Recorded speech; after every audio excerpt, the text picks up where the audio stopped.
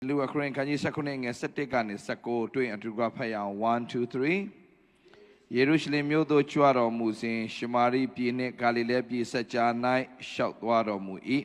ရွာတရွာသို့ဝင်တော်မူသည်တွင်နူနာဆွဲသောသူတစ်ကျိပ်တို့သည်ခရီးဥကြိုပြု၍အဝေးကရက်လျက်သခင်ယေရှုအကျွန်ုပ်တို့ကိုကယ်မသနာတော်မူပါဟုယေရှုသည်မြင်တော်မူလျှင်သင်တို့သည်ယေဘရဟိထံသို့သွား၍ကိုပြကြလောဟုမိန်တော်မူသည့်တိုင်သူတို့သည်သွားစဉ်တွင်တန်ရှင်းခြင်းသို့ရောက်ကြ၏ထိုသူတို့တွင်တယောက်သောသူသည်အနာယောဂကင်းလွတ်သည်ကိုသိမြင်လျင်အလုံးမှတ်ထားပေးပါအနာယောဂကင်းလွတ်သည်ကိုသိမြင်လျင်ဒါလေးမှတ်ထားပေးပါအနာယောဂကင်းလွတ်သည်ကိုသိမြင်လျင်ပြန်လာ၍ကြီးသောအတန်နှင့်ဖျားခင်ဂုဏ်တော်ကိုချီးမွမ်းလေ၏ဘယ်လိုတန်နဲ့လဲဆိုတော့ကြီးသောအတန်နှင့်ဖျားသခင်ရဲ့ဂုဏ်တော်ကိုချီးမွမ်းလေ၏ခြေတော်ရင်း၌ပြတ်ဝတ်၍ကျေးဇူးတော်ကြီးလာပါသည်ဟုဝန်ခံလေ၏ဆိုတော့နောက်တစ်ချက်ထပ်မှတ်ထားပေးပြန်လာ၍ကြီးသောအတန်နှင့်ဖျားခင်ရဲ့ဂုဏ်တော်ကိုချီးမွမ်းတယ်နောက်တတိယတစ်ချက်ခြေတော်ရင်း၌ပြတ်ဝတ်၍ကျေးဇူးတော်ကြီးလာပါသည်ဟုဝန်ခံလေ၏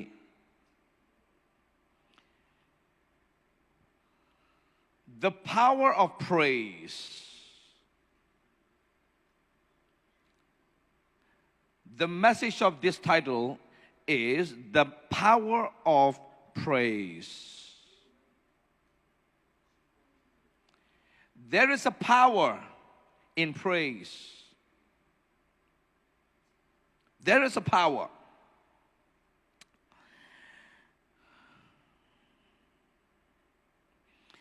Chiro yinai pyawwe chiro chila badi hu wonkanli. Thodu di shamari lu phit di.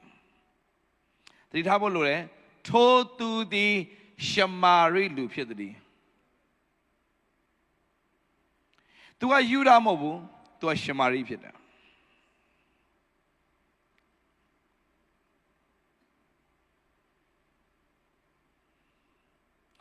ဂျေဇုအထူးခံစားတဲ့လူမျိုးတွေကယူဒလူမျိုးတွေဖြစ်ပြီးတော့မှအပြစ်ပယ်ခံရဆုံးအမျိုးကရှမာရိမျိုးဖြစ်တယ်ညင်ပယ်ခံရတဲ့ပြစ်ပယ်ခံရတဲ့ရှုံးချခံရတဲ့အထင်သေးခံရတဲ့ဖွဲ့တွေကရှမာရိအမျိုးဖြစ်တယ်အမြဲတမ်းငါတို့ကကောင်းကြီးရှိတော်သူဆိုပြီးတော့အမြဲတမ်းခေါင်းမော်ရနေတာယူဒလူတွေဖြစ်တယ်ငါတို့ဖျားလူဖျားမျိုးတွေရှမာရိလူတွေကြတော့ဒါတွေကအမျိုးမစစ်တဲ့လူတွေဗိမာန်တော်ထဲမဝင်ထိုက်တဲ့လူတွေမထိုက်တန်တဲ့လူတွေလို့ခံယူထားတဲ့လူတွေဒါပေမဲ့လူတွေကဘလောက်ပဲမထိုက်တန်တယ်လို့ပြောပါစေဖယားကထိုက်တန်စေတယ်ဆိုရင် तू ကမင်္ဂလာဖြစ်သွားပြီအရေးကြီးတာညီကိုမောင်မတို့လူတွေသတ်မှတ်ထားတဲ့အထဲမှာမနေဘဲနဲ့ဖယားသတ်မှတ်ထားတဲ့အထဲမှာနေတတ်တော်သူဖြစ်ဖို့အင်မတန်အရေးကြီးတယ်ဖျားခင်နာမဘုန်းကြီးပါစေယေရှုကလည်းတကြိတ်သောသူတို့သည်တန်ရှင်းခြင်းတို့ရောက်သည်မဟုတ်လောအလုံးပြောရအောင်တန်ရှင်းခြင်းတို့ရောက်သည်မဟုတ်လောဟုတ်ပြီဒါရေးကြည့်တယ်10ယောက်စလုံးကတန်ရှင်းခြင်းတို့ရောက်သွားတယ်တနည်းအားဖြင့်ပြောရင်အနာယောဂါကနေပျောက်ကင်းခြင်းခွင့်ရသွားတယ် Very good တယောက်တော့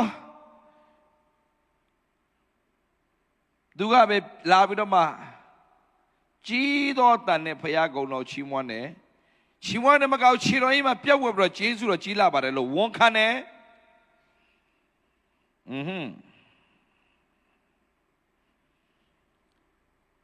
ယေရှုကလည်းတကြိမ်သောသူတို့သည်တန်ရှင်းသောရောက်သည်မဟုတ်လော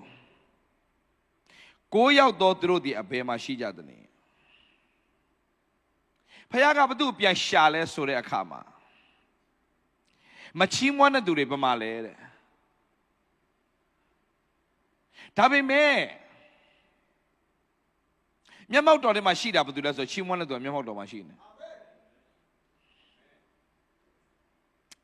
ချီးမွမ်းတဲ့သူကမျက်မှောက်တော်ထဲမှာရှိနေတယ်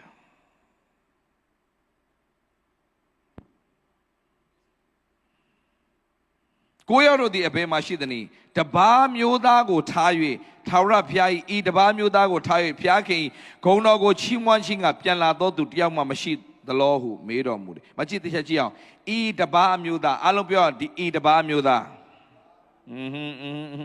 ဒါဤတပါးမျိုးသားကိုထား၍ဘုရားခင်၏ဂုဏ်တော်ကိုချီးမွမ်းခြင်းကပြန်လာသောသူတယောက်မှမရှိသလောဟုမေးတော်မူတယ်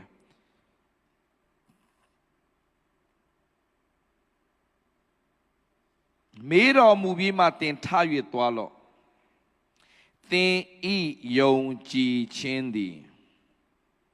သင်ဤအနာကိုငြိမ်းစေပြီဟုထိုသူအားမိန့်တော်မူ၏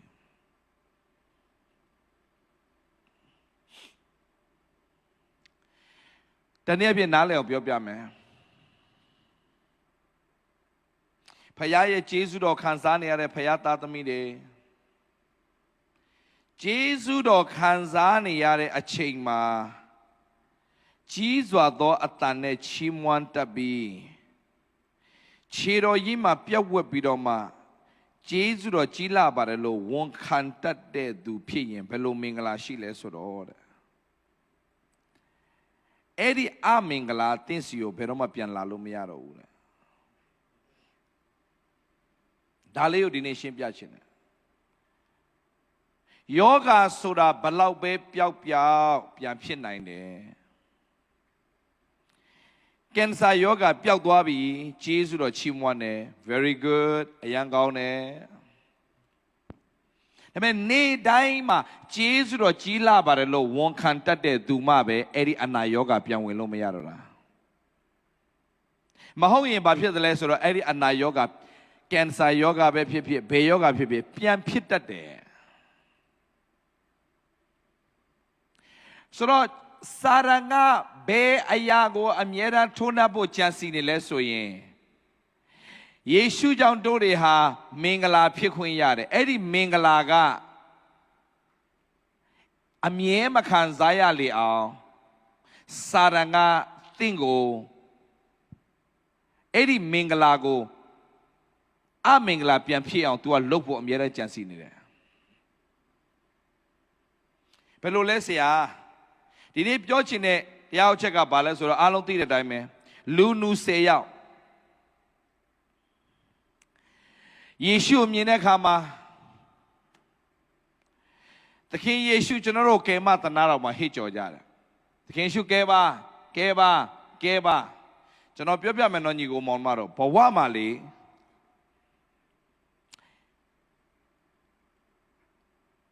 အသက်ရှင်တဲ့ယေရှုကိုငါဖယားကအရာခတ်သိမ်းတတ်နိုင်တဲ့ဖယားဖြစ်တယ်ဆိုတာကိုသင်ဘာသာရေးအုံနောက်ကိုဆွဲထုတ်ပြီးဒီအသက်ရှင်တဲ့ဖယားကိုငါကိုးကွယ်သောကြောင့်ငါဆုတောင်းရင်ထူးခြားမယ်ဆိုတဲ့ယုံကြည်မှုရှိရမယ်ဆုတောင်းတိုင်းမှာထူးခြားမယ်ဆိုတဲ့အရာရှိရမယ်တို့က we don't know the power of pray not praise we don't know the power of prayဆုတောင်းခြင်းရဲ့တကိုးကိုတင်နားလေရင်အရန်အောင်မြင်တယ်ဆုတောင်းရင်ရိုးရိုးတန်တန်မဆုတောင်းနဲ့ဆုတောင်းပြီဆိုတာနဲ့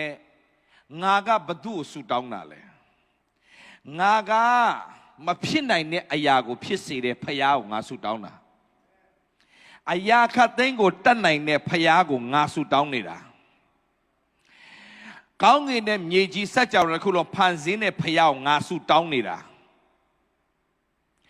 ငါဆုတောင်းရင်ထူးကိုထူးခြားရမယ်ဆိုတဲ့စိတ်ရှိရမယ်မဆုတောင်းခင်ကတည်းကမရမှာဆိုလို့ပြန်ပြောမယ်ဆုမတောင်းခင်သင်ရဲ့ယုံကြည်ခြင်းကိုသင်စမ်းစစ်ရမယ်ဆုတောင်းလိုက်တာပဲမဟုတ်ဘူးဆုမတောင်းခင်သင်မှာ excited ဖြစ်နေရမယ်ငါဆုတောင်းရင်တော့တခုခုထူးခြားတော့မယ်ပြောကြည့်အောင်ငါဆုတောင်းရင်တခုခုထူးခြားတော့မယ်ပြောကြည့်အောင်ကျွန်တော်ဆုတောင်းတဲ့အခါမှာမိယိုဖလာခရိယန်ကနေမွေးဖွားလာတဲ့အခါမှာ ကျွန်တော်တို့ကဆုတောင်းတာတွေကြားဘူးတာနားဝါတွေဖြစ်ကုန်တာကြားတာတွေများလာတဲ့ခါမှာအေးလေဆုတောင်းလိုက်တာပေါ့ဖြစ်တာမဖြစ်တာတော့အတိုင်းတယ်ဒါလည်းပေါ့နော်ဒီလိုနဲ့ပြီးသွားတဲ့ဖွဲ့တွေများရှိမဟုတ်ဘူးမဟုတ်ဆုတောင်းရင်ထူးကိုထူးခြားရမယ်ဆိုတဲ့နှလုံးသားရှိရမယ်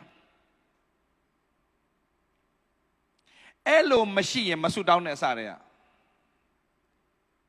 ဆုတောင်းပြီဆိုရင်သင်သိရမယ့်အရာတစ်ခုကသင်ဘယ်သူဆုတောင်းနေတာလဲရှင်ပေါလုကတော့ရှင်းရှင်းပဲပြောတယ် I know whom I have believed ငါဘယ်သူကိုယုံကြည်လဲဆိုတာငါကောင်းကောင်းသိတဲ့အတွက်ကြောင့်ဟုတ်ပြီနော်ငါဘယ်သူကိုယုံကြည်လဲဆိုတာငါကောင်းကောင်းသိတဲ့အတွက်ကြောင့်ငါဆုတောင်းရင်ထူးကိုထူးခြားရမယ်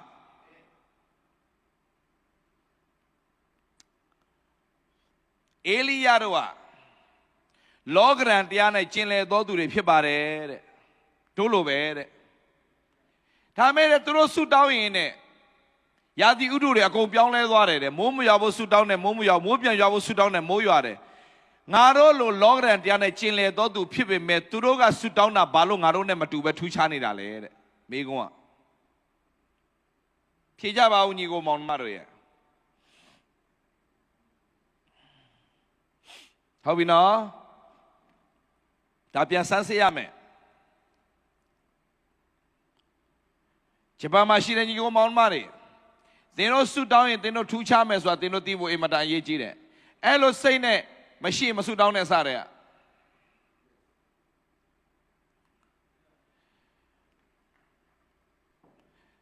ဂျပန်နိုင်ငံမှာကြီးမားစွာသောနိုးထမှုနဲ့သိပ်ပိုက်ခြင်းတွေဖြစ်လာမယ်လို့သင်တို့တကယ်ယုံကြည်တယ်ဆိုရင်သင်တို့အဲ့ဒီဆုမတောင်းခင်တည်းကသင်တို့ပုံဖော်ထားပြီးဖြစ်လာမယ့်အရာကိုစိတ်ချနေဖို့အရေးကြီးတယ်အားလုံးခဏလောက်ကြည့်အောင်ယာကုပ်အခန်းကြီး9အားလုံးကြည့်မယ်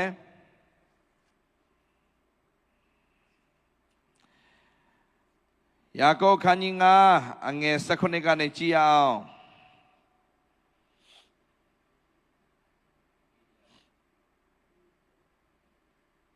အားလုံးဖတ်ရအောင်အေလိယသည်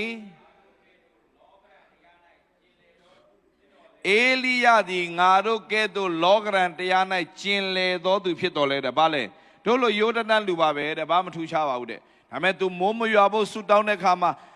မိုးမရွာမိအကြောင်းအထူးသဖြင့်ပြောရအောင်အထူးသဖြင့်မချလို့ပြန်ပြောပါအောင်မိုးမရွာဖို့အထူးသဖြင့်ဆုတောင်းသောအခါမြေပေါ်မှာဟေးဒီကျမ်းစာတို့ရှိနေပြီးတော့မှဘာမှမထူးခြားလို့မဖြစ်ဘူးနော်ထူးခြားရမယ်မိုးမရွာဖို့ဟာလာဆူတောင်းတဲ့ခါမှာ3နှစ်ခွဲလုံးမိုးမရွာတဖန်ဆူတောင်းတဲ့ခါမှာမဖြစ်လဲမိုးကောင်းကင်သည်မိုးရွာစိမြေကြီးသည်လည်းမိမိအသီးကိုဆိုတော့ the power of prayer မလာခင်မှာ the power of praise မလာခင်မှာ the power of prayer ကိုနားလည်ရမယ်ရေးပါအောင်သားတို့သမီးတို့မီဒီယာဖွဲ့တွေ the power of prayer the power of prayer P-R-A-Y-E-R the power of prayer and the power of praise P-R-A-I-S-E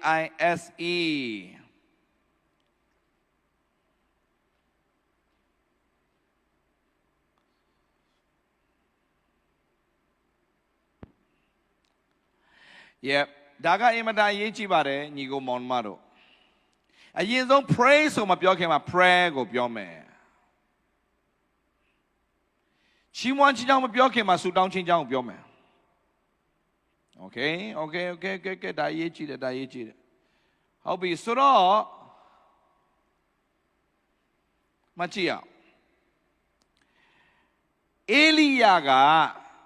ငါတို့လိုလောကရန်တရား၌ကျင်လည်တော်သူဖြစ်တော်လဲသူဆုတောင်းရင်မဖြစ်နိုင်တဲ့အရာတွေဘာလို့ဖြစ်နေတာလဲတဲ့ဟုတ်ပြီနော်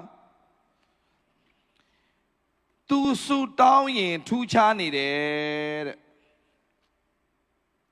သူစုတောင်းရင်ဘာလို့ထူးခြားတာလဲတဲ့ဓမ္မရာဇဝင်တတိယဆောင်ဓမ္မရာဇဝင်နော်တတိယဆောင်ချက်လေးကြည့်အောင်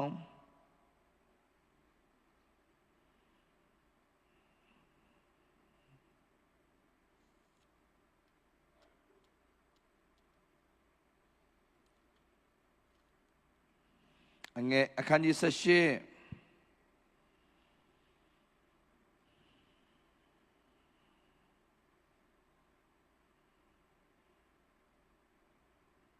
အငယ်41ကိုကြည့်အောင်18 41ကိုကြည့်မယ်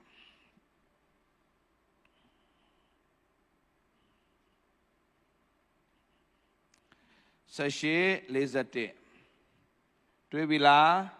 တွေ့ရင်အားလုံးကြည့်အောင်ထိုနောက်မှအေလိယကမင်းကြီးသည်စားတောက်ခြင်းကတက်သွားပါလို့ဒါလေးနည်းနည်းသိဖို့လိုတယ်မင်းကြီးသည်စားတောက်ခြင်းကတက်သွားပါလို့များစွာသောမိုးရွာမိအတန်ရှိသည်ဟုအာဟအားပြောဆိုတယ်တဲ့ဆိုတော့ဒီမှာကြည့်အောင်ညီကိုမောင်မတော်အေလိယကအဲ့ဒီအချိန်မှာအခု41ကအဲ့ဒါဘာဖြစ်နေတဲ့အချိန်လဲဆိုတော့အစာခေါင်းပါနေတဲ့အချိန်ဖြစ်တည်တာမကဘူးမိုးမရွာတာဘယ်နှလောက်ရှိနေပြီလဲ3နှစ်နဲ့6လရှိနေပြီမိုးမရွာဖို့ဆူတောင်းခဲ့တာဘာလို့လဲသူပဲဆိုတော့မိုးမရွာဖို့ဆူတောင်းခဲ့တဲ့သူဆူတောင်းတဲ့အတိုင်း3နှစ်ခွဲလုံးမိုးမရွာဘူးအခုသူကပြန်ပြီးတော့မှပြောတယ်မင်းကြီးတဲ့သွားစားတောက်လိုက်တော့တဲ့သွားပြီးတော့မှဒင်နာတွေပါတယ်သွားစားလိုက်တော့တဲ့မကြခင်မိုးရွာမဲ့အတန်ကြားနေတယ်ဒါကိုသူပြောလိုက်တာဆိုတော့သူက3နှစ်ခွဲလုံးမိုးမရွာတော့တဲ့ဒီယာဒီဥဒုကိုသူကဘာပြောလဲဆိုတော့ဘယင်ကိုတခြားလူတော့ပြောတာမှာဘယင်ကိုတော့ပြောတာမထန်ကြီးကိုမောင်မတော့တို့ကဆူတောင်းချင်းတကိုးကိုနားလေသွားရင်လူချင်းတော့မဟုတ်ဘူးဘယင်တော့မှအာမခံရတယ်အကြီးကဲတွေကိုအာမခံရတယ်အကြီးကဲကိုသွားပြီးတော့ပေါက်ကရဟာတာသွားလို့မရအဖမ်းခံရမယ်ထောင်ထဲထည့်ခံလိုက်ရမယ်အရှင်မင်းသွားမကြခင်မိုးရွာမယ်ပြောမိုးမရွာရင်အဲ့ကောင်သွားဖမ်းလားဟမ်မင်းငါ့ဘာလာနောက်လာမင်းသိတာဘယင်ဆိုသိတာမပေးလိုက်ဦးမယ်ဒါဟာတာလှုပ်လို့ရတဲ့ကိစ္စမဟုတ်ဒါပေမဲ့ဘယင်ကြီးတဲ့သွားတဲ့စားကြရှိတာသွားစားတော့တယ်မကြခင်မိုးရွာမဲ့တန်ရှိတယ်တဲ့ဘာပြောလိုက်တာလဲစူမတောင်းခင်မှာ तू ကစူတောင်းရမယ့်အရာကပါလဲမိုးရွာဖို့စူတောင်းတော့မယ်မိုးရွာဖို့စူတောင်းမဲ့ तू ဟာမိုးရွာမဲ့အကြောင်းကို तू ပြောနေပြီတေချာနာထောင်ဒါအရေးကြီးတော့တင်အနာယောဂငြိမ်းဖို့တင်ဆူတောင်းတော့မယ်ဆိုရင်အနာယောဂငြိမ်းမဲ့အကြောင်းတင်စတင်ပြောနေဖို့အရေးကြီးတယ်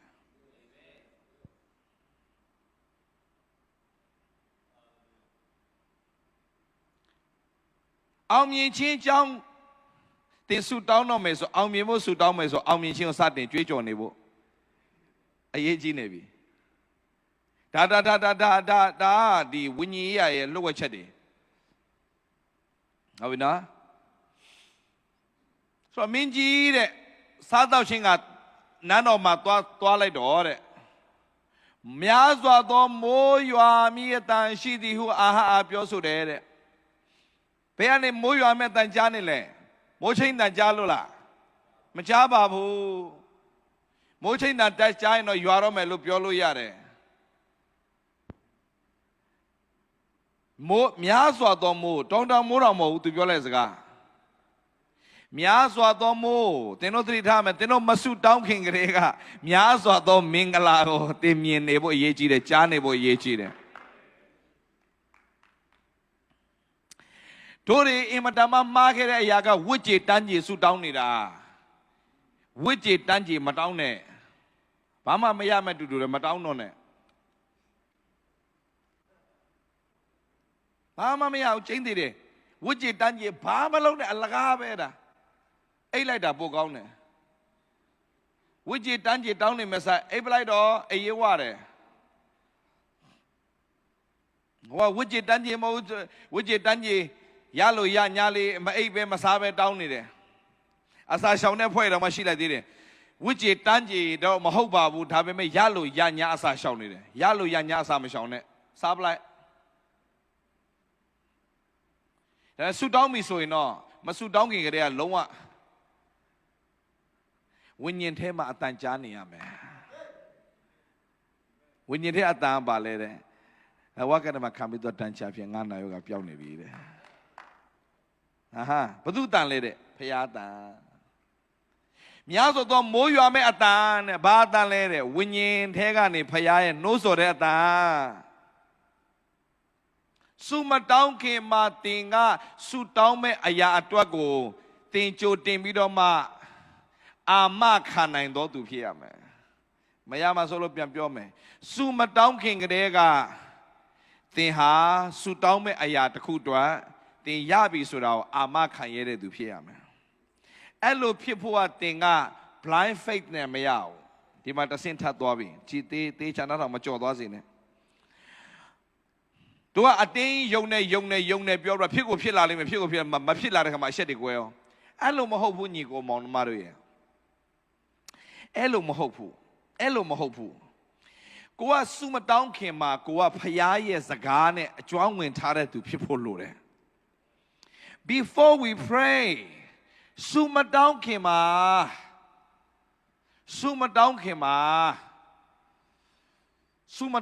ှာဖယား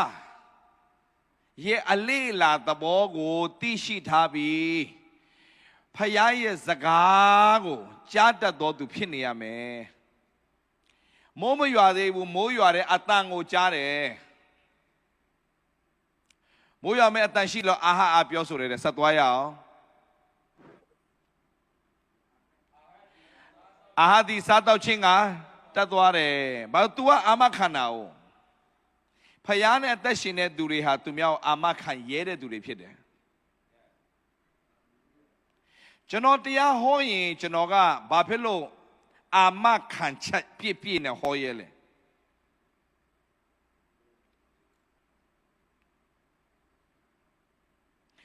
ကျွန်တော်ကကြောင်းဆောက်မယ်လို့ပြောတယ်တကယ်ဆောက်တယ်မရွှေဘူးကျွန်တော်ဘာကောက်မှလုံမယ်လို့ပြောတယ်လုံတယ်ကျွန်တော်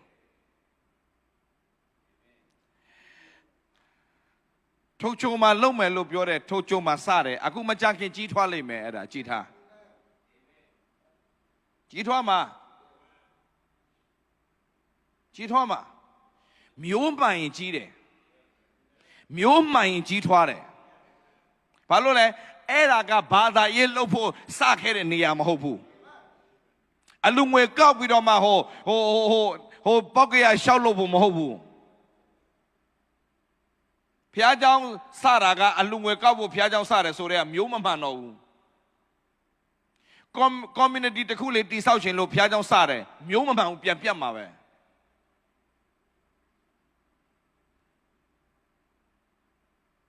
ဒီမျိုးကမှန်ဖို့အရေးကြီးတယ်လူတိုင်းစစ်မှန်သောကိုးကွယ်သူဖြစ်ဖို့အဲ့ဒီနေရာကိုအစပြုခဲ့သောကြောင့်အဲ့ဒီနေရာကကြီးကိုကြီးထွားရမယ်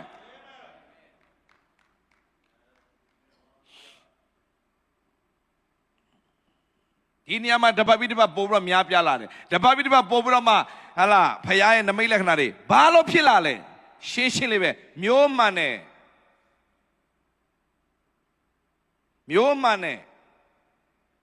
မျိုးကောင်းရမယ်ညီကိုမောင်မတော်မျိုးမကောင်းလို့မရအောင်ကလားတွေဆိုရင် sorry Indian လူမျိုးIndia နွယ်ဘွားတွေဆိုရင်ဘလောက်ချမ်းသာမျိုးရိုးပြန်လိုက်လို့မျိုးရိုးမကောင်းမှုဆိုရင်မယူခိုင်းဘူးသူတို့ချမ်းသာဆင်းရဲနေမှာတော့မျိုးကောင်းလားမကောင်းတာနဲ့ကြည့်တာ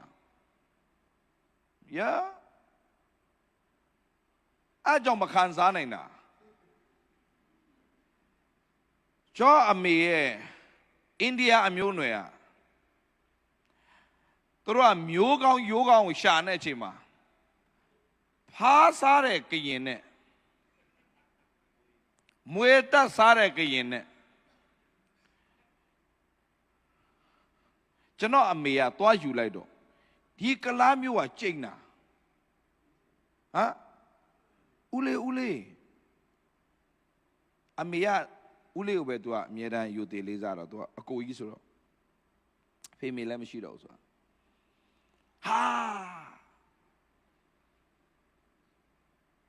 ကလားလေရောက်သူမှာ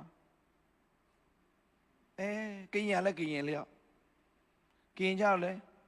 ကလားသူကိုယူရလားဆိုတော့မျိုးမကောင်းဘူးဆိုပြဿနာရှိတယ်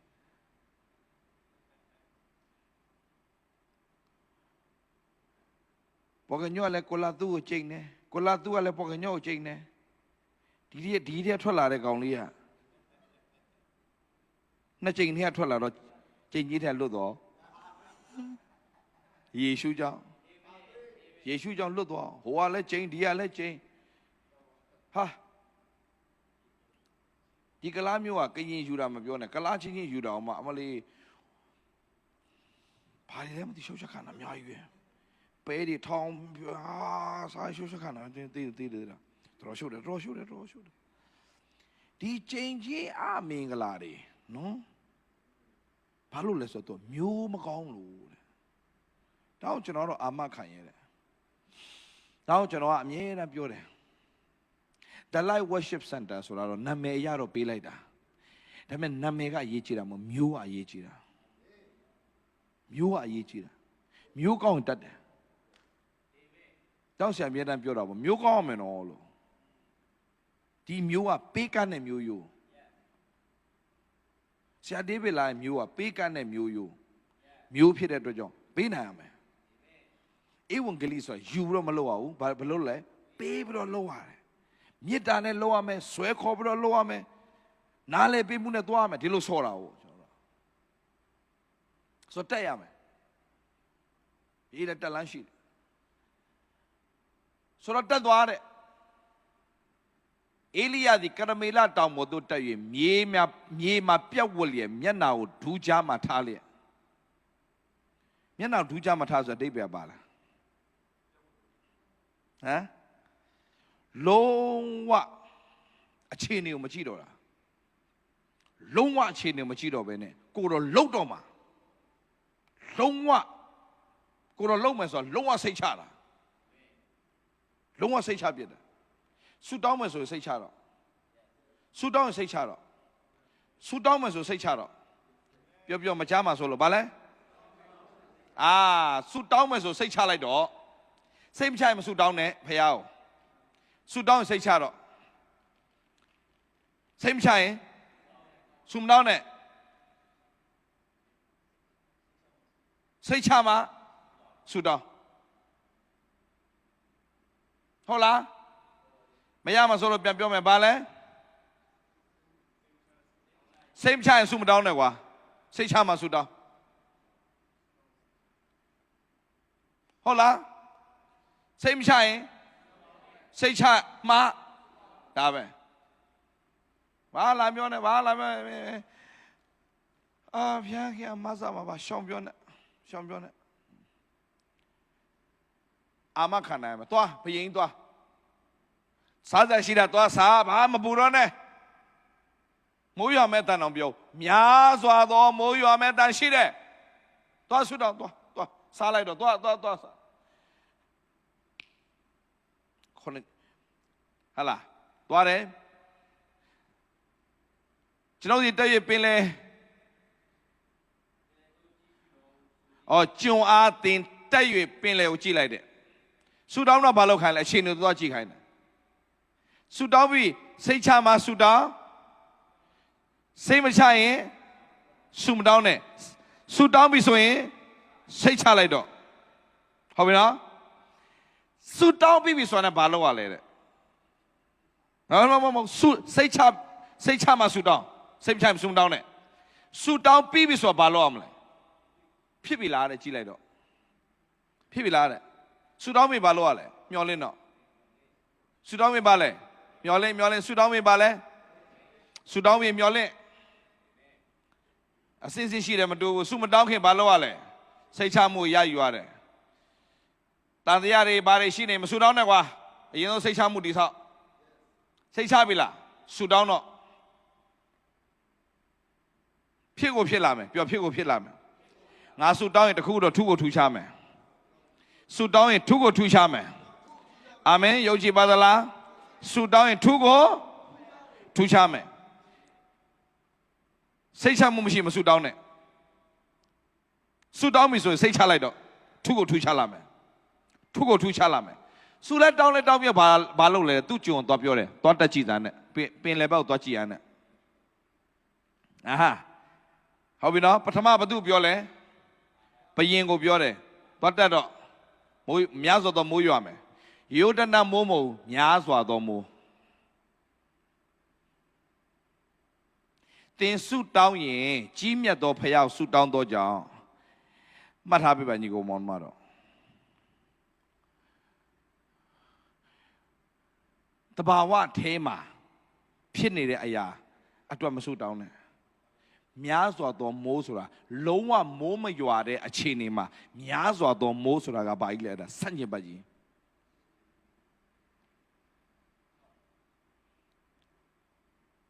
သူများတွေကမဖြစ်နိုင်တော့ဘူးဆိုတဲ့အရာကိုဖြစ်ယုံနေမကဘူးရှန်အောင်ရှန်ထွက်အောင်မယ်ပြောတော့ဘာလုပ်ပြီလဲအဲ့လိုစိတ်ရှိရင်သူကမဖြစ်မချင်းဆူတောင်းတော့တယ်တစ်ခေါက်ဆူတောင်းတယ်သွားကြည့်ခိုင်းတယ်ဘာမှမတွေ့ဘူးဆူတောင်းတယ်သွားကြည့်တယ်ဘာမှမတွေ့ဘူးဆူတောင်းတယ်သွားကြည့်တယ်ဘာမှမတွေ့ဘူးဒါပေမဲ့သူကပြောလဲဆိုတော့9ကြိမ်တိုင်အောင်သွားကြည့်စမ်း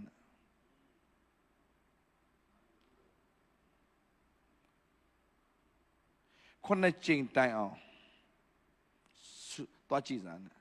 ငါဆူတောင်းမယ်9ကြိမ်တိုင်အောင်ပထမအာမခံထားပြီးသားပြီးတော့ဆူတောင်းတယ်ဆူတောင်းချိန်မှာသွားကြည့်စမ်း9ကြိမ်တိုင်အောင်သွားကြည့်တဲ့အခါမှာဘာဖြစ်လဲတဲ့9ကြိမ်မြောက်သောအခါလူလက်နှင့်တူသောမိုးတိမ်ငယ်သည်ပင်လေထဲကတက်လာသည်မြင်တယ်ပင်လေထဲကနေမိုးတိမ်တက်လာပြီဆိုတာမြင်လဲမြင်ဘာပြောလဲအာဟထံသို့သွားလိုက်တော့တဲ့မိုးရွာ၍စီးတားမိကိုစိုးရင်တော့ကြောင့်မင်းကြီးသည်ပြင်ဆင်၍ပြန်သွားမိအကြောင်းရှောက်ထားတယ်ကြာဆူတောင်းပြီဆိုရင်တခုခုထူးကိုထူးခြားတော့မယ်ဆိုတော့သင်ယုံလိုက်โอเคဆူတောင်းပြီဆိုတခုထူးခြားတော့မယ်ဆူတောင်းပြီဆိုတခုထူးခြားတော့မယ်ဆူတောင်းပြီဆိုတခုထူးခြားတော့မယ်ဘာဖြစ်လို့လဲဆိုတော့ငါဘယ်သူဆူတောင်းလဲဆိုတော့ငါသိတယ်သင်ဘယ်သူကိုဆူတောင်းလဲဆိုတော့သင်သိရမယ်အာမင်ဒါကြောင့်ယေရှုကိုယ်တိုင်ဆူတောင်းနေသင်ပေးတဲ့အခါမှာမကြည့်ယေရှုခရစ်တော်ကတပည့်တော်တွေကိုသင်ပေးတာတစ်ခုပဲရှိတယ်အဲ့ဒါဆူတောင်းနည်းတပည့်တော်တွေကလည်းသူ့စီကဆူတောင်းခံတာဆူတောင်းသင်ယူတာတစ်ခုပဲရှိတယ်အဲ့ဒါဆူတောင်းသင်ပေးပါတယ်ဘာဖြစ်လို့လဲဆိုတော့ယေရှုခရစ်တော်ကဆူတောင်းပြီးတော့မှလုပ်တဲ့အရာတိုင်းအောင်မြင်တဲ့အခါမှာကိုတော့သေတဲ့သူဘလို့ပြန်ရှင်အောင်လုပ်လဲသူမမေးဘူးတပည့်တော်တွေက12ယောက်ကလုံးอ่ะအဲ့ဒီဝယူပြန်နေတဲ့ဟာကိုဘလို့ပြန်ကောင်းအောင်လုပ်လိုက်လဲမကြမ်းမာတဲ့သူဘလို့ကြမ်းမာအောင်လုပ်လိုက်တယ်သေတဲ့သူဘလို့ရှင်အောင်လုပ်လဲသင်ပေးပါလို့မပြောဘူး12ယောက်လုံးပြောတဲ့စကား Lord teach us how to prayဘယ်လိုဆူတောင်းမလဲဆိုတာပဲသင်ပေးဘာဖြစ်လို့ဆိုတော့ကိုရောလုံနေတဲ့အရာတွေအားလုံးကဆူတောင်းပြီးတော့လုံနေတဲ့အတွက်ကြောင့်ထူကိုထူချနေတယ်ဒါကြောင့်ကျွန်တော်လည်းဆူတောင်းတာပဲကိုရောဆူတောင်းတာနဲ့ဘာလို့ကြွာနာလဲအဲ့ဒါကြောင့်ဆူတောင်းတာကိုသင်ပေးပါတဲ့ဒါနဲ့ပထမဆုံးယေရှုသင်ပေးလိုက်တဲ့စကားမင်းတို့အားတဲ့သာသနာ့ပလူတွေလိုအထက်ထပ်မဝတ်နဲ့ကွာတဲ့နံပါတ်1သင်ဆူတောင်းမှာကောင်းကင်ဘုံရှိတော်မူကျွန်တော်တွေဖားတယ်ကောင်းကင်ဘုံ၌ရှိတဲ့အဖားတဲ့မင်းမြေကြီးမှာရှိတဲ့အဖားမဟုတ်ဘူးတဲ့ကောင်းကင်ဘုံလို့ပြောလိုက်တတိထား အမြင့်ဆုံးသောရက်မှာစိုးစံပြီးအကြီးမြတ်ဆုံးသောဖခင်မင်းတောင်းတဲ့အတွက်ကြောင့်မင်းမတောင်းခင်တဲ့တဝက်ကပြည့်နေပြီတောင်းပြီဆို100ခန့်လုံးပြည့်စုံသွားပြီဟယ်လို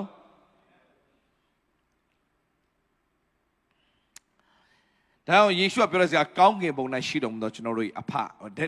ဝမ်းနဲ့စရာကောင်းတာဒီနေ့ခရိယန်တွေကဒါကို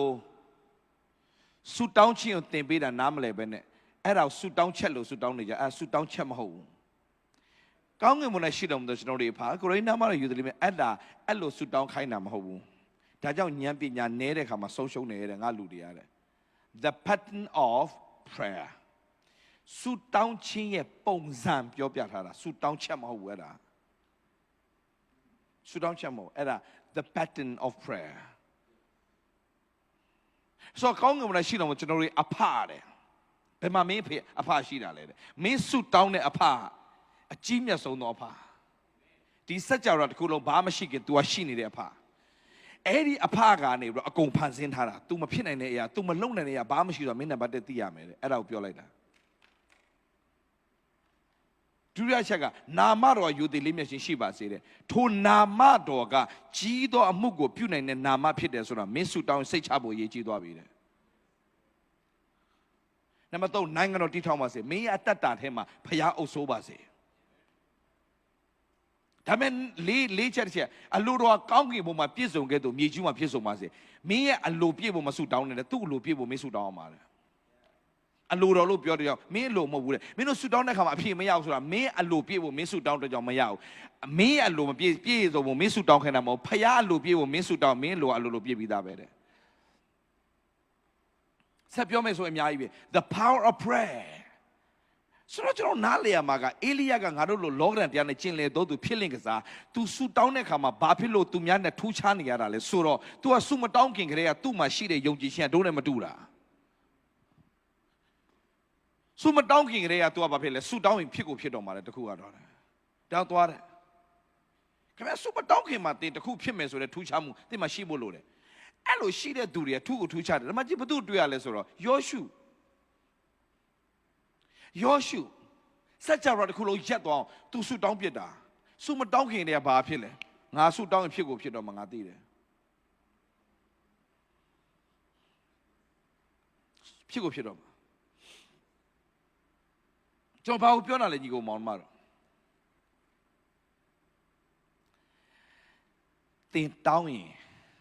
အလိုတော်နဲ့ညီသောဆုကိုတောင်းရင်ကျွန်တော်ဆုတောင်းတဲ့ခါမှာတော်တော်များကျွန်တော်ပြောရမယ်နော်လုံးဝကလေးမရနိုင်တဲ့သူတွေကလေးရတယ်ဘာဖြစ်လို့လဲသိလားညီကောင်မောင်မတော်အလိုတော်နဲ့ညီသောဆုဖြစ်တဲ့ကြောင့်ကျွန်တော်ရဲတောင်းရတာအလိုတော်နဲ့ညီသောဆုတောင်းရင်လုံးဝတန်တရားမရှိနဲ့အလိုတော်နဲ့ညီသောဆုကိုတောင်းရင်လုံးဝတန်တရားမရှိတော့နဲ့အဲ့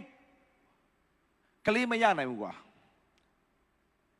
ရဲတင်းတောင်းတယ်ရကိုရမယ်ဘာလို့ပြောရဲလဲရလို့တော့ညီနေလို့ဒါကြောင့်မဖြစ်နိုင်တဲ့အရာကိုဖြစ်စေတဲ့ဖခင်ကိုဆုတောင်းပြီဆိုရင်တင်မဖြစ်နိုင်ဘူးဆိုတဲ့အရာအုံနောက်ထပ်ထုတ်ပြလိုက်တော့မကြားမှာဆိုလို့ပြန်ပြောမယ်မဖြစ်နိုင်တဲ့အရာကိုဖြစ်စေတဲ့ဖခင်ကိုတင်ဆုတောင်းပြီဆိုတဲ့အတွက်ကြောင့်မဖြစ်နိုင်ဘူးဆိုတဲ့အရာတင်စိတ်ထဲနဲ့ထုတ်ပြလိုက်အော်မရသေးဘူးပြန်ပြောမယ်မဖြစ်နိုင်တဲ့အရာကိုဖြစ်စေတဲ့ဖခင်ကိုတင်ဆုတောင်းပြီဖြစ်တဲ့အတွက်ကြောင့်မဖြစ်နိုင်တဲ့အရာတွေကိုတင်ရမယ်ဆိုတဲ့စိတ်နဲ့သာဆော်တော့ရကိုရတာဆိုတော့ဒီလူနူ10ယောက်ကလူနူဆိုတာကအဲ့ဒီခေတ်အဲ့ဒီကာလမှာပျောက်တယ်ဆိုတာမရှိဘူးနူတဲ့လူပျောက်တယ်ဆိုတာမရှိဘူးအဲ့ဒီခေတ်အဲ့ဒီကာလမှာဒါပေမဲ့အဲ့ဒီ10ယောက်ရဲ့တိုးဝင်မှုကမိုက်တယ်တခင်ယေရှုကျွန်တော်ခဲမသနာမှာမဖြစ်နိုင်တဲ့အရာကြီးကိုသွားတောင်းတာမဖြစ်နိုင်တဲ့အရာကိုတောင်းရင်ဖခင်အရန်ကြိုက်တော့ဘာလုပ်လဲတဲ့သွားတယ်ယေဘရဟိထံသို့သွားပြလိုက်တော့တယ်သွားပြတဲ့အချိန်မှာပင်လင်ကျမ်းမာခြင်းရသွားပြီ sorry ကျမ်းမာခြင်းရတာမဟုတ်တန်ရှင်းခြင်းရသွားပြီဘာရသွားပြီ သွားနေတဲ့သူခန္ဓာကိုယ်ရဲ့ပျက်စီးတဲ့အရာတွေအားလုံးဘာဖြစ်ပြီလဲ renew ပြန်ဖြစ်သွားပြီဟုတ်ပြီလားဘာဖြစ်သွားပြီလဲသူကသူတို့ကအတိတ်ပဲပါလဲဆိုတော့သူကစားသွားတာနှာခေါင်းဆိုနှာခေါင်းတွေတိုးဝါးလာဒါဆိုစားသွားတာအဲ့ဒီကဘာဖြစ်လာလဲဆိုတော့သွားနေတဲ့လမ်းမှာဘာဖြစ်လဲကြည့်လို့လက်ကပကတိပြန်ကောင်းနေတယ်နှာခေါင်းကန်ကြည့်တော့နှာခေါင်းတွေကလည်းဘာဖြစ်တယ် wow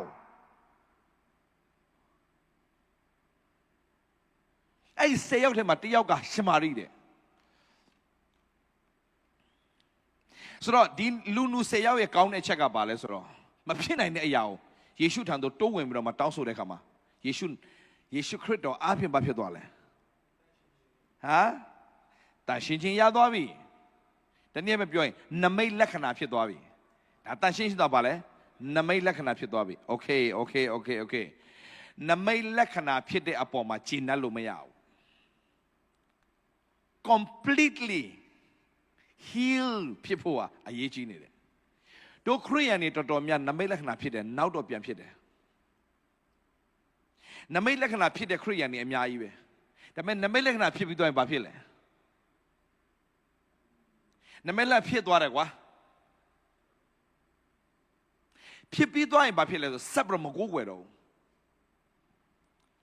နမိတ်လက္ခဏာဖြစ်တာကောင်းတယ်နမိတ်လက္ခဏာကိုခံစားရတဲ့10ယောက်ထဲမှာ1ယောက်ကပြန်လာတော့ကိုးကွယ်တာနမိတ်လက္ခဏာဖြစ်ပြီးသွားရင်ဆက်ပြီးတော့မှဖယားရဲ့ဘုန်းနဲ့ဆက်သွားနိုင်ဖို့ completely ဖယားသခင်ရဲ့ပြေဝခြင်းအတ္တတာတဲ့ဝင်စားဖို့ရန်အတွက်ကနဦးကဖယားပြင်ဆင်ထားတဲ့မင်္ဂလာတဲ့ဝင်စားဖို့ရန်အတွက်ကနမိတ်လက္ခဏာဖြစ်ုံနဲ့ခြေနဲ့လို့မရဘူးနမိတ်လက္ခဏာဖြစ်ုံနဲ့မရဘူးနမိတ်လက္ခဏာဆိုတာခဏအတွက် healing ဆိုတာခဏ health ဆိုတာကအမြဲနားလည်ပြောပြမယ်အခုကျွန်တော်ဒီတရားဟောပွဲမှာဘုရားရဲ့တကောတော်တိထွေပြီး healing ဖြစ်သွားတယ်အရန်ကောင်းတယ် healing ဖြစ်သွားတဲ့လူတယောက်ကဆက်ပြီးတော့ဘုရားနဲ့ချီးမွမ်းကိုးကွယ်ပြည့်ဝမျက်မှောက်တော်ထဲမှာနေတတ်သွားရင်အဲ့ဒီခန္ဓာကိုယ်ကြီးဟာနမိတ်လက္ခဏာဖြစ်ယုံပဲဖြစ်တာမဟုတ်ဘဲနဲ့အထဲကနေ wholeness တကိုယ်လုံးစံပြားနေခြေပြားထိတိုင်အောင်အမိဝန်းတဲ့ကထွက်လာတုံးကဖြစ်တဲ့မင်္ဂလာအတိုင်းပြန်ဖြစ်ရတယ်အသက်အဆုပ်နှလုံးကြောက်ကအမှတ်ကနေပြန်ရတဲ့ခွန်ဘုရားပြင်ဆင်ပေးလိုက်တယ်တင်ကနမိတ်လက္ခဏာဖြစ်ခြင်းကြောင့်တင်ကအသေးကောင်းသွားတယ်ဒါပေမဲ့ခဏနေကြောက်ကမကောင်းပြန်ဖြစ်ပြန်အောင်ပြန်တော့တိုးဝင်တဲ့ဆရာတွေစီမှာနမိတ်လက္ခဏာဖြစ်စေတဲ့ဆရာတွေစီမှာပြန်တိုးဝင်တယ်ဆရာတွေကပြန်ဆုတောင်းပေးလိုက်တယ်နမိတ်လက္ခဏာဖြစ်သွားတယ်ဒါပေမဲ့အဲ့ဒါကရေရှည်မခံဘူးအဲ့လိုပြောလို့ဆရာတွေကိုမစော်ကားတာမဟုတ်ပေမဲ့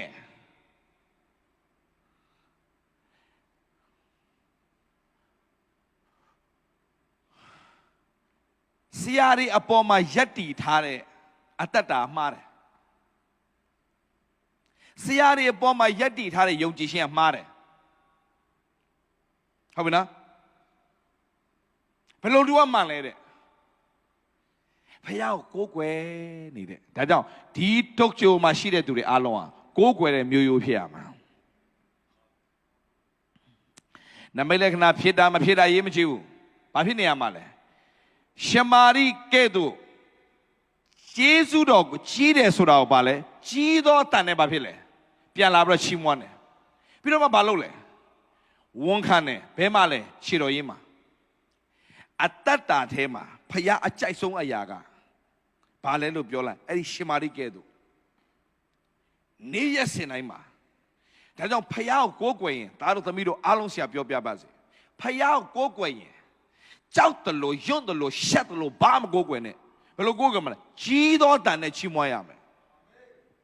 အာမင်ဘယ်လိုတန်နဲ့လဲကွယ်ကြီးသောတန်နဲ့ဖယားကိုးကွယ်ရမယ်ယောဒနာမဟုတ်ကြီးသောတန်နဲ့ဖယားကိုးကွယ်သူများပြောချင်းပြောသူများဘယ်လိုပဲကဲ့ရဲ့ဆရာရှိတာကဲ့ရဲ့ပါစေဖယားကိုကြီးမောတန်နဲ့ချီးမွမ်းတတ်ရမယ်အာမင် ချစ်တော်ညီကိုမောင်မတို့ဖယားကိုကြည်တော်ဒီရှမာရိလူဟာပြန်လာပြီးတော့မှဘာလုပ်လဲတဲ့ကြီးသောတန်နဲ့ဘာလုပ်လဲဒါဆရာခုနမှတ်ခိုင်းနေပါလေကြီးသောတန်နဲ့ဘာလုပ်လဲကွ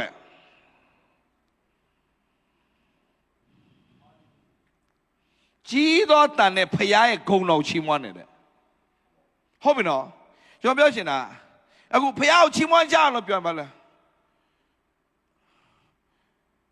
ရင်ထဲကချီးမွမ်းလဲရတာပဲလေမဟုတ်ဘူးညီကိုမောင်မှာတော့မဟုတ်ဘူးဒါဝိမင်းကြီးကဘာပြောလဲခါလေခုံလေတောင်ဆရာကတမန်တရားထဲမှာပိုင်တော့သူများဘယ်လောက်ကိရဲ့ဆရာတော့ချမှာပဲ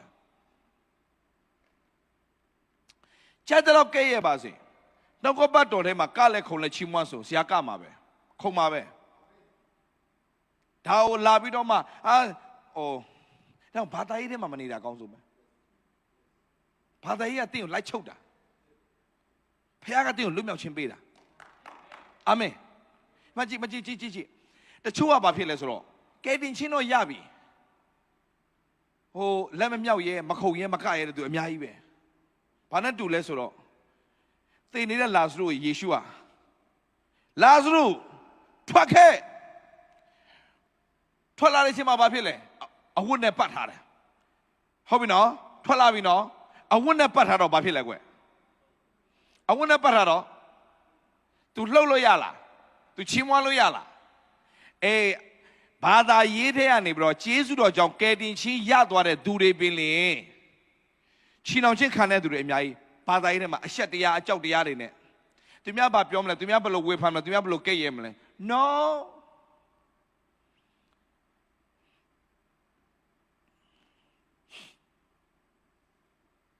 နာကြည့်ယေရှုကဘာပြောလဲသူ့ကိုဖြေပေးလိုက်တော့တဲ့ဖြေပေးလိုက်တဲ့အချိန်မှာတစားစီဖြေတော့ပထမဆုံးဖြေတဲ့အချိန်မှာဘာပွင့်သွားလဲဆိုမျက်လုံးတဲ့မြင်သွားပြီနော်ဖျားသခင်ကောင်းမြတ်လိုက်တာတဲ့ဟမ်မြင်တက်လာချိန်မှာဘာဖြစ်လဲကောင်းမြတ်လိုက်တာတဲ့မျက်လုံးတဆင့်ထပ်ဖွင့်နေမှာဘာဖြစ်လဲနားကျသွားပြီဖျားသခင်အတန်တော်ကိုတော်များကဖွင့်ပေးလိုက်တဲ့အချိန်မှာကိုတော့ကောင်းမြတ်လိုက်တာတဲ့မြင်တယ်ဒါပေမဲ့ဖျားတန်မကြားတတ်သေးဘူးဖျားအတန်ကြားပြီးတဲ့ခါကြတော့မှဖြည့်ပေးနဲ့လက်မြောက်တာတယ်ဆိုတော့အဲ့ခါမှာဘာလုပ်လဲဆိုတော့ဖျားတန်ကြားတတ်တဲ့လူပါပဲဖျားကိုအားရပါရလက်ခုပ်တီးပြီးတော့ချီးမွမ်းနိုင်တယ်ဒါပေမဲ့သူမခုတ်နိုင်သေးဘူးချီထားတော့မယ်ထပ်ပြီးတော့ဖြည့်ပေးတဲ့ခါကျတော့မှဘာဖြစ်လဲတကူလုံးလွတ်မြောက်ပြီးတော့ချီးမွမ်းတယ်ထောင်းချောင်းကြီးအောင်စရာကောင်းတာတင့်တယ်တကားနာမှာရှိတယ်ခြေမစွမ်းတဲ့လူဟာနော်နှစ်ပေါင်းများစွာသူ့ကိုစာရန်ချုံနှောင်ထားသောကြောင့်ခြေမတန်မစွမ်းတဲ့ဒီခြေထောက်ကဒီလိုမျိုးမွေးကလေးကနေပြီးတော့မှဘာဖြစ်နေဆိုတော့လုံးဝသူများတယ်မချားတဲ့နေမှာထားတဲ့တယောက်ဒါမဲ့ငါတို့မှရွှေမရှိဘူးငွေမရှိဘူးယေရှုနာမနဲ့ထရွေလှမ်းလို့ပြောလိုက်ကောယေရှုကဘာလို့စေတာလဲယေရှုနာမကတင့်ကိုစာရန်ချုံနှောင်ထားတဲ့အရာတွေထဲနဲ့လွတ်မြောက်စေတာတော့တင့်ကိုဘယ်သူမှလာပြီးတော့ယောဟန်နဲ့ပေတရုနဲ့ယောဟန်ကဲ့သို့တင့်ကိုယေရှုနာမနဲ့ထလို့ပြောမဲ့သူမရှိအောင်မှာတင်ရဲ့အမင်္ဂလာပေါ်တင်လက်တင်ပြီးတော့မှယေရှုနာမနဲ့ငါပြန်တနေ့လမ်းလျှောက်မယ်ငါပြန်တနေ့ချီးမွမ်းမယ်ငါပြန်တနေ့ကခုံမယ်ငါပြန်တနေ့တက်တည်ထူရတဲ့ခွင့်ရလိမ့်မယ်လို့တင့်ကိုတင်ကောင်းကြီးပေးအမင်္ဂလာနဲ့မင်္ဂလာပြန်ကိုပြောင်းတယ်မယုံစမ်းကြည့်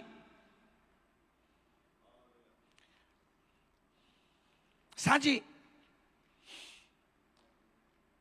ကျွန်တော်ဟိုတလောကဘာမှမသိဘူးဒီလိုခြေတော့ကွေးလိုက်လေဒါနဲ့ခုတ်တယ်လို့နာတာဟိုအရွတ်တွေဆွဲပြတ်ဖြတ်သွားတယ်လို့ခံစားရတာအဲ့ရထဲရောက်ပြီဆိုရင်ဆရာမတ်တက်ရတာလည်းများတယ်ထင်ပါရဲ့နိုင်ပေါင်းမြောက်ဆိုမတ်တက်ရတယ်များတော့ဒီလိုမျိုးချလိုက်ပြီဆိုရင်ဒါနဲ့အဲ့လိုဆွဲဖြတ်လို့နာတာအဲ့ရဝင်ပြီဆိုရင်ဒီလိုလှုပ်လိုက်နဲ့အရန်နာတာဘလို့နာမှမသိတာလက်တင်ပြီးတော့မှအဲ့ရဝင်တဲ့အချိန်မှာငါနဲ့ဘာမှသက်ဆိုင်လို့ယေရှုတင်တယ်ယေရှုခရစ်တော်ခံခဲ့တဲ့ဒဏ်ချက်တော်များဖြင့်ငါနာရောဂါပျောက်ပြီဝန်ခံရင်နဲ့လေတပတ်လောက်ကြာတဲ့ခါမှာပြန်လှုပ်ကြည့်တာမရှိတော့ဘူး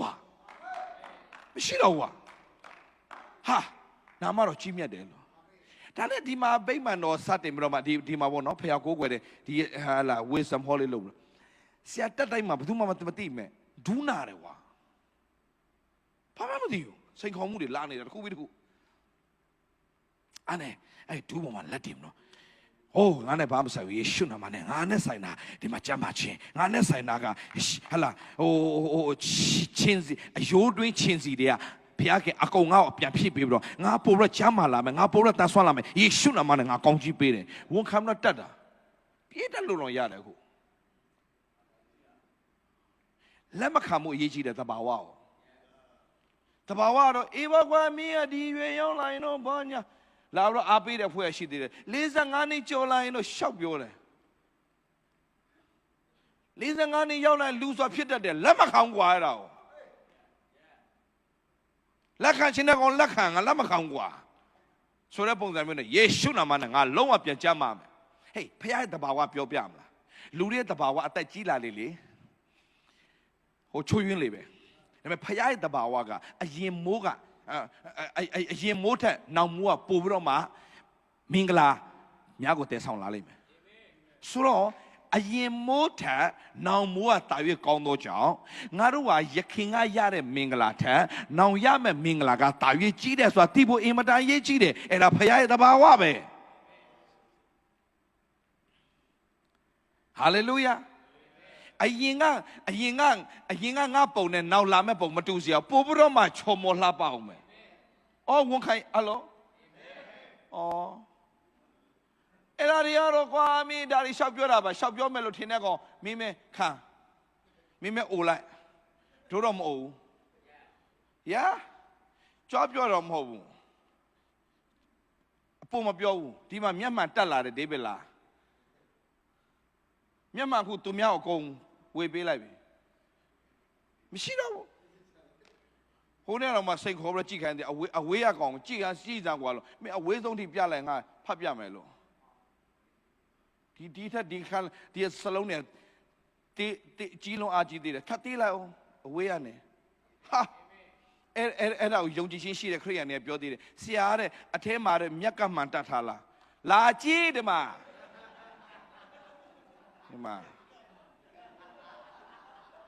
ယုံကြည်ခြင်းတော်ရှိတဲ့ခရိယန်တွေဆရာမြက်ကမှတတ်ထားလားတဲ့အောက်ရိုင်းနော်ဖျားလောက်တောင်မယုံနိုင်မင်းနဲ့တဘာဝကိုငါအမျက်စင်ပေါ်မှာတက်ပြီးလိန်စားနေထင်လားမသိဘူးဆရာမြက်ကမှတတ်ထားလားတဲ့လာကြည့်ပေါ့မယုံရင်အော်ဒုက္ခပဲဒီဖွဲ့တွေဒီလိုအကွက်တွေရှိတယ်အောက်ရိုင်းနော်No နာမတော်ကြီးမြတ်တယ်နာမတော်ကြီးမြတ်တယ်မကြားမှာဆိုတော့နာမတော်ကြီးမြတ်တယ်ကျွန်တော်ရှင်းလေးပဲမင်းမယုံမင်းခံကွာဒီလောက်ထိလဲငါလည်းမပြောနိုင်တော့ဘူးမို့တကယ်မင်းမယုံမင်းခံကွာမင်းကိုတမင်းကိုစားပြီးနေကောင်းကြီးဖြစ်ဖို့ငါဟောပေးနေရတာဟုတ်တယ်နေသမီးနဲ့ငါစားတာမို့နေကောင်းကြီးဖြစ်ဖို့ငါဟောပေးနေရတာနေရုပ်ချင်းမရုပ်ချင်းတွေကွာဆရာကြီးတယောက်လေသူ့နာမည်ခင်ဗျားတို့သိပါ Kenneth Copeland ဆိုတော့ဘယ်သူကြိုက်မကြိုက်ကျွန်တော်ကြိုက်တယ် Kenneth Copeland ကသူကတန်နေ့ဘိုက်ကာတွေကိုတရားဟောဖို့ဘိုက်ကာတွေအများကြီးအောက်မှာဘိုက်ကာတွေသိရမလားအမေရိကဘိုက်ကာတလို့ကြီးလေသာဂျက်ကကြီးနဲ့အောက်မှာဆိုင်ကယ်တွေအားနဲ့ဘောလုံးကွင်းကြီးမှာသူကလှုပ်တာဘောလုံးကွင်းမှာစင်ထိုးပြီးတော့အောက်မှာဒီကောင်တွေအားလာကိုဝင်လာတဲ့အကောင်ပြီးလိုက်ပြီးဆိုင်ကယ်တွေဘောနဲ့လုံးဝမစင်ဘူးတရားနားထောင်သူကလည်းဘိုက်ကာတွေဆိုသူလည်းဘိုက်ကာနဲ့ဝင်လာတာတကယ်လုံးဝ sorry Harley Davidson ဘိုက်ကြီးနဲ့သူဝင်ချလာဗူးဆိုစင်မောတက်လာစင်မောရောက်လဲရောက်သူစင်မောနဲ့စင်ပြီးတော့အောက်ထုတ်ချွတ်လိုက်တာယေရှုတတ်နိုင်ခြင်းကြောင့်သူဟောတာဟောပြီးတော့အဲ့ဘိုက်ကာတွေအားလုံးကြည့်လိုက်ဘိုက်ကာတွေအားလုံးသိရမလားဒီကောင်လေးဆရာကြီးတွေပဲဘိုက်ကြီးပူကြီးတွေ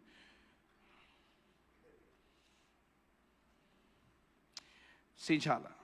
နော်အဲ့လိုတွေအားလုံးသူတရားဟောလဲဟောပြီးတော့ if you believe it you will receive it if you don't you won't good night bye bye အုတ်ထုတ်ဆိုတော့သူပြန်ထွက်သွားဘုံဘုံဆိုသူပြန်ဆင်းသွားတာအဲ့ဒီအရာရှင်းရှင်းလေးတော့သူပြောစကား if you believe it you will receive it if you don't you won't good night bye bye သူဆင်းသွားအုတ်ထုတ်ပြန်ဆောင်တော့ဘုံဘုံဆိုပြန်ဆင်းသွား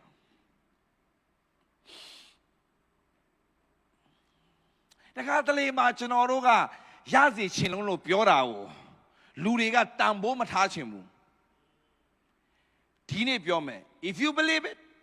you will receive it if you don't you won't good night bye bye အဲ့လိုမျိုးပြောတော့ထွက်သွားချင်တယ်ဆိုင်ကယ်လည်းမရှိဘူးကွာတော်တော်မိုက်တယ် if you believe it you will receive it if you don't you won't good night bye bye တုံးဆိုဆင်းသွားဒါမဲ့အဲ့ဒီနှစ်မှာဘိုက်ကားတွေအများကြီးပြောင်းလဲတာအများကြီးပြောင်းလဲတာ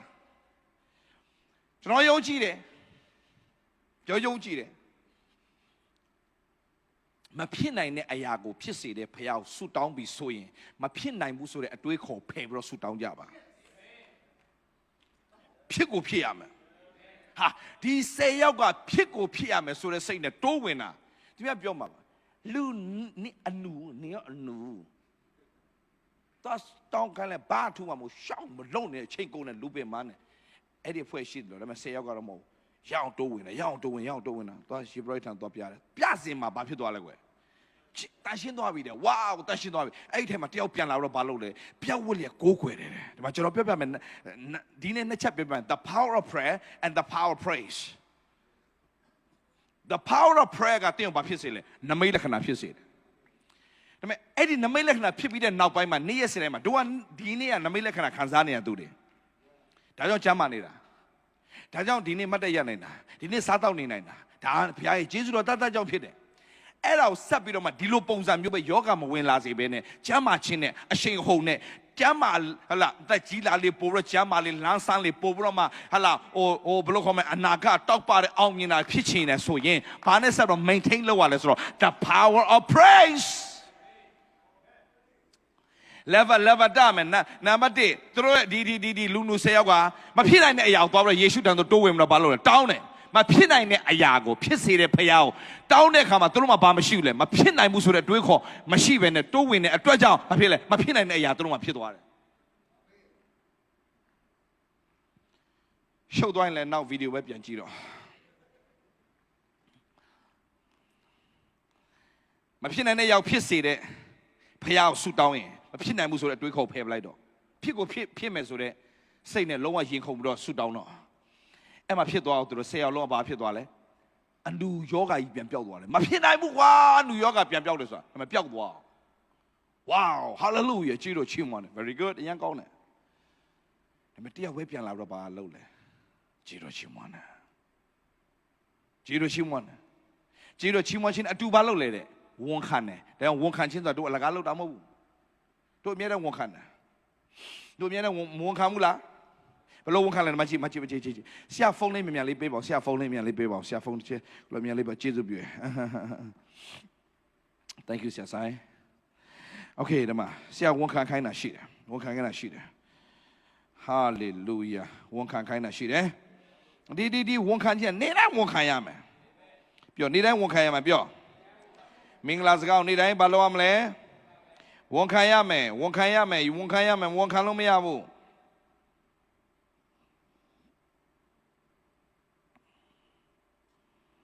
ကျွန်တော်နေတိုင်းဝန်ခံတာရှိတယ်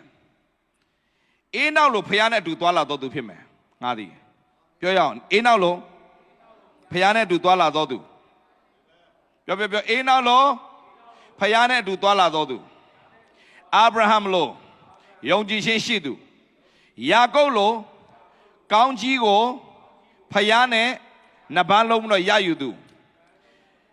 ယောသတ်လို့အစပိုင်းမှာတင်းငယ်တော်လဲနောက်ဆုံးမှာအလွန်ကြီးပွားတော်သူမောရှေလိုတကိုးနဲ့လှုပ်ဆောင်နိုင်သူယောရှုကဲ့သို့အောင်မြင်သူ Esther လိုလွှမ်းမိုးနိုင်သူဒါဝိဒ်ကဲ့သို့အမြဲချီးမွမ်းနိုင်သူအေလိယကဲ့သို့ဆုတောင်းနိုင်တော်သူအေလိရှဲကဲ့သို့နောက်လိုက်ကောင်းပိတတော်သူဟေရှာယကဲ့သို့အခွင့်အာဏာနဲ့စကားပြောတတ်တော်သူနေဟမိကဲ့သို့ပြိုပြတ်နေတဲ့အရာကိုပြန်လဲတိဆောက်နိုင်သူပေတရုကဲ့သို့တရက်ထဲမှာလူ3000ကျော်ကိုပြောင်းလဲစေသူပေါလုကဲ့သို့အရာရာကိုကျော်လွှားနိုင်သူအသွေးသားမာနကိုလောကကိုအောင်မြင်တဲ့ယေရှုကဲ့သို့အကျွန်ုပ်ဖြစ်ပြီးဖြစ်ကြောင်း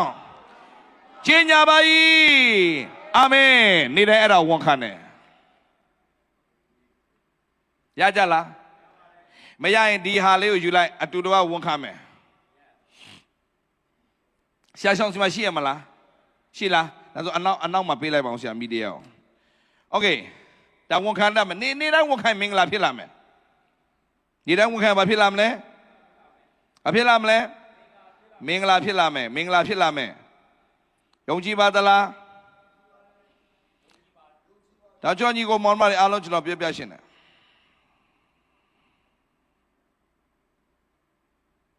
နေ့ရက်စနေမှာကျွန်တော်တို့ရဲ့ဝန်ခံခြင်းတွေဟာအင်မတန်အရေးကြီးတဲ့အတွက်ကြောင့်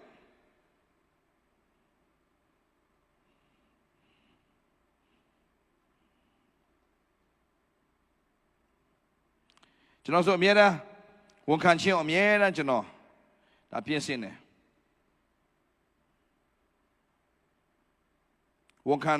ခံရမယ့်အရာတွေအားလုံးကျွန်တော်အမြဲတမ်းဆိုတာရှိတယ်ကျွန်တော်ဒါလေးရရှိလာတယ်ယေရှုခရစ်တော်နာမနဲ့ကျွန်ုပ်ဒီမင်္ဂလာရှိတော်သူကြီးပွားချမ်းသာတော်သူရွေးနှုတ်ခံတော်သူခွင့်လွှတ်ခြင်းခံတော်သူရှိလားမရှိလဲဆရာပေးထားလားဆရာထပ်မြတ်တော်သူတီထွင်ဖန်တီးနိုင်တော်သူကြောင်းရွံ့ခြင်းတန်တရားနဲ့ကင်းတော်သူစီကံရှိတော်သူအာယုံစူးစိုက်တတ်တော်သူပြည်စင်မှုရှိတော်သူအရေးချင်းမိတော်သူရှိလားရှိအောင်မအနောက်မှာသွားပေးလိုက်ဖုန်းရှင်းသွားပေးလိုက်โอเคအခုနဆရာပြောတဲ့အရာပြန်မလို့ကြည့်အောင်အဲ့ဒါအမြဲတမ်းဝန်ခံနိုင်ရမယ်အမြဲတမ်းဝန်ခံတယ်နေ့ရက်စနေဝန်ခံခြင်းအရေးကြီးတယ်ဆိုတော့ဒီလိုပါလို့လဲဝန်ခံတယ်ဆူတောင်းရင်နမိတ်လက္ခဏာဖြစ်မယ်ပြောဆူတောင်းရင်ဘာဖြစ်မလဲဆူတောင်းရင်ဘာဖြစ်မလဲဒါပေမဲ့နေ့ရက်စနေမှာချီးမွမ်းဝန်ခံချီးမွမ်းရင်ဘာဖြစ်လဲတဲ့ဆူတောင်းရင်ဘာဖြစ်လဲဒါပေမဲ့နေ့ရက်စနေမှာကိုဖြစ်ခြင်းကိုနေ့တိုင်းဝန်ခံနေတဲ့မင်္ဂလာဘာဖြစ်လာလဲဆိုတော့တရားရာဂိုင်တို့ပြည့်စုံခြင်းနဲ့ဝင်စားသွားတာဖျားပြင်ဆင်ထားတဲ့မင်္ဂလာပြည့်စုံခြင်းမင်္ဂလာတဲ့ဝင်စားခြင်းဟာနမိတ်လက္ခဏာနဲ့မဟုတ်တော့ဘူးတော့ဝန်ခံခြင်းနဲ့ဖြစ်သွားပြီဖြစ်စင်းရောက်ဒီနေ့စားနေ့စနေမှာဒီဝန်ခံခြင်းတကူတို့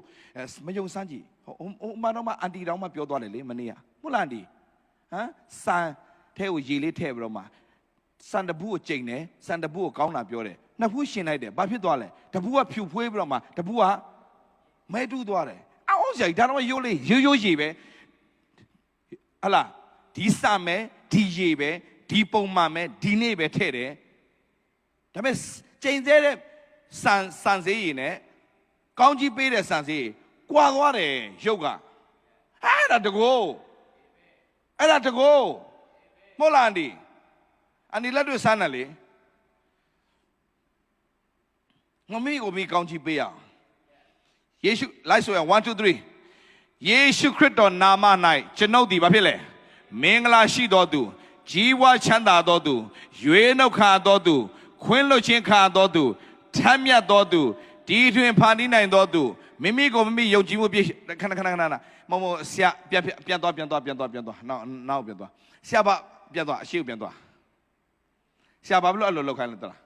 ဒီမှာပြောကြီးပွားချမ်းသာခြင်းဆရာဘာလို့အရန်ပြောရတာလဲတဲ့ဆရာပြောမယ်နော်ဆရာဒီမနေ့ပြောသလိုပဲပတ်စံဒီမှာကြည့်ကဘာမှာလေအချမ်းသာဆုံးလူတွေဘာလုပ်နေလဲသိလားဒူးဆိုင်ပဲလုပ်တယ်ကဘာမှာချမ်းသာဆုံးလူတွေဒူးဆိုင်ပဲလုပ်နေတာ ဒါငါတို့ဆိုတာတို့ကချမ်းသာဆုံးနေငါတို့ကချမ်းသာမှုပြန်လဲရယူပါလို့မလဲသူ့ဆိုင်ပြန်လုပ်မယ်အဲ့လိုမျိုးတို့စဉ်းစားနိုင်ရမယ်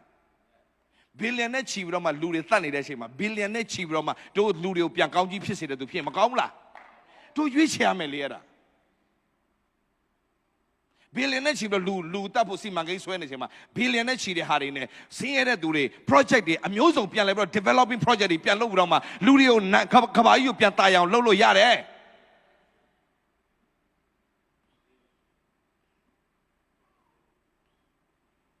နောက်တော့ပြင်ဆင်ရမယ်အားလုံးလိုက်ဆိုရအောင်ယေရှုခရစ်တော်နာမနဲ့အားလုံးတူဆိုမယ်1 2 3ယေရှုခရစ်တော်နာမဒီအရှိမထိုးကြစမ်းကွယ်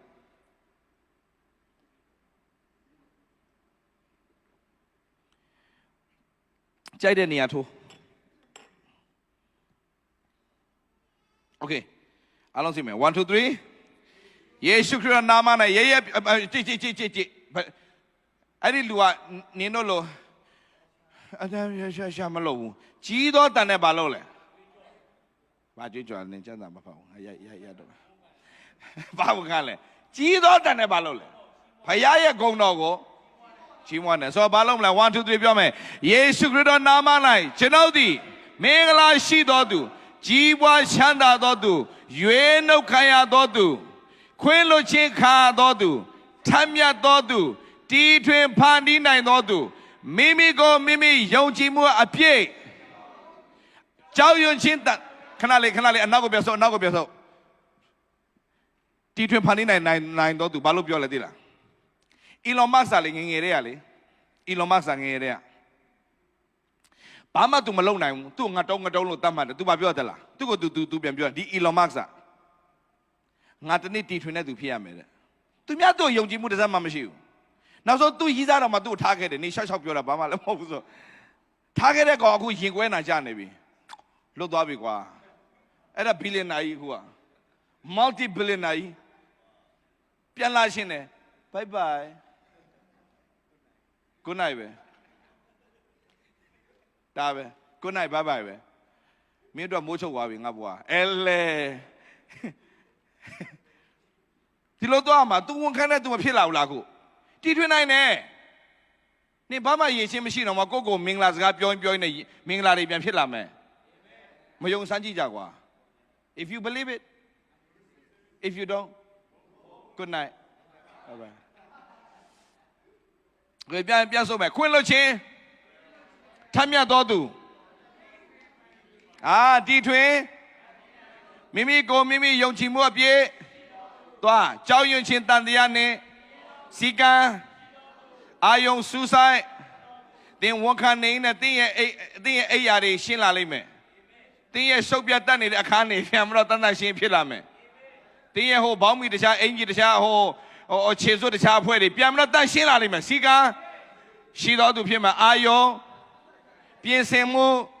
အရေးချင်းဆက်သွားဘာဖြစ်တာလဲဆိုအမြဲတမ်းပါလေ enthusiastic ဆိုအမြဲတမ်းပါလေ